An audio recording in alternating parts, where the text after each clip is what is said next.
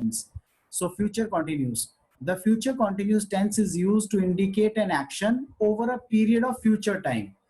कुछ ऐसा एक्शन जो हम कुछ फ्यूचर पीरियड में लेंगे, फ्यूचर टाइम में हम लेंगे, उसको हम फ्यूचर कॉन्टिन्यूस टेंस बोलते हैं. It means that we will be in the middle of an action. हम लोग एक्शन के मिडल में होंगे. As this time next week will be driving through Nepal. अगले हफ्ते इस समय, फ्यूचर की बात होगी ना, इस समय हम लोग will be driving through Nepal, Nepal से जा रहे होंगे. When he leaves the building, the police will be waiting for him. जब वो बिल्डिंग छोड़ देगा, पुलिस उसकी वेट करेगी. ठीक है? Compare these sentences. The band will play when the chief guest enters. So band तब play शुरू करेगा जब chief guest आ जाएगा. The chief guest will enter and then the band will play. It means दो activities हो रही हैं. सबसे पहले chief guest enter करेगा, उसके बाद band play करेगा. इसी तरह the band will be playing when the chief guest enters. So band कब शुरू करेगा? जब चीफ गेस्ट एंटर कर जाएगा. So the band will start playing before the chief guest enters. Chief guest के आने से पहले. अब यहाँ पे दो चीजें हो रही थी स्टेप बाय स्टेप की. पहले चीफ गेस्ट आएगा, उसको देख के बैंड प्ले करेगा.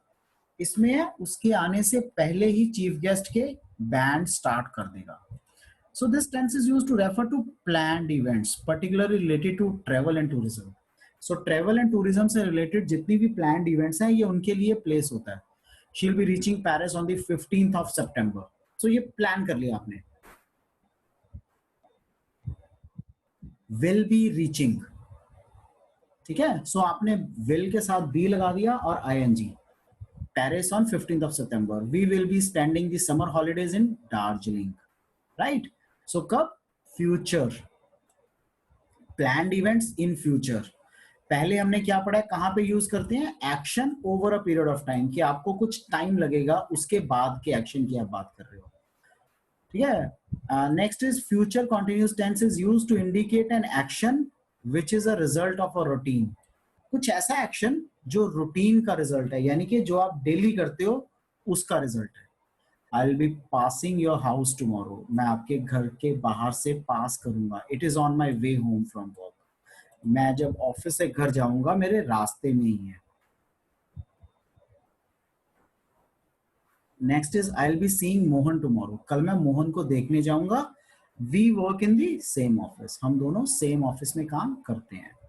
So just to repeat, famous continuous tense हमने कहाँ यूज किया? एक्शन जो फ्यूचर टाइम में होने वाला है. सेकेंडली कहाँ यूज किया? प्लान्ड इवेंट्स जो ट्रेवल एंड टूरिज्म को लेके है. The future continuous tense is used to indicate an action which is a result of routine. जो रेगुलर आप काम कर रहे हो उसके रूटीन का वो एक्शन है. सो वहां पे हम फ्यूचर कॉन्टिन्यूस टेंस यूज करते हैं. राइट? सो फ्यूचर कॉन्टिन्यूस में हम क्या करते हैं? आईएनजी लगाते हैं वर्ब की फर्स्ट फॉर्म के साथ.